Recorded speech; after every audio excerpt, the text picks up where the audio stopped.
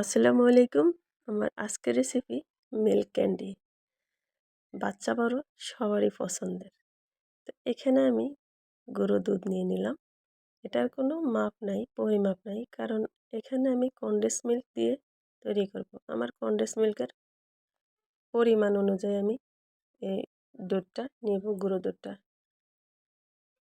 তো এখানে আপনি যতটুকু বানাতে চান আর পছন্দ মতো নিবেন। তো আমি আমার পছন্দ মতো নিব। এই তো হাফ কাপ কনডেন্স মিল্ক নিলাম। এতে আমার যতটুকু দুধ লাগে আর কি। তো তারপরে আমি 3টা ভাগে ভাগ করে নিব। 3 রকমের ক্যান্ডি বানাবো, তো এজন্য 3 ভাগে ভাগ করে নিব। তো আমার এতটুকু হইল। এখন এখান থেকে ক্যান্ডির শেপে বানিয়ে নিব। এটা আমি সাদাই রাখলাম, তারপরে কালার মেশাবো।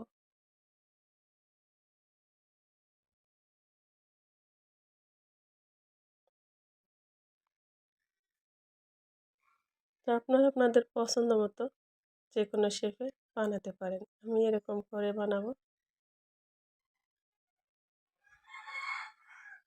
এখন দিব একটু রেড ফুড কালার, কারণ বাচ্চারা একটু কালারফুল পছন্দ করে, এর জন্য একটু কালার মিশিয়ে নিব।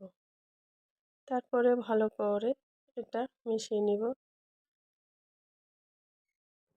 এখন এটাও বানিয়ে নিব।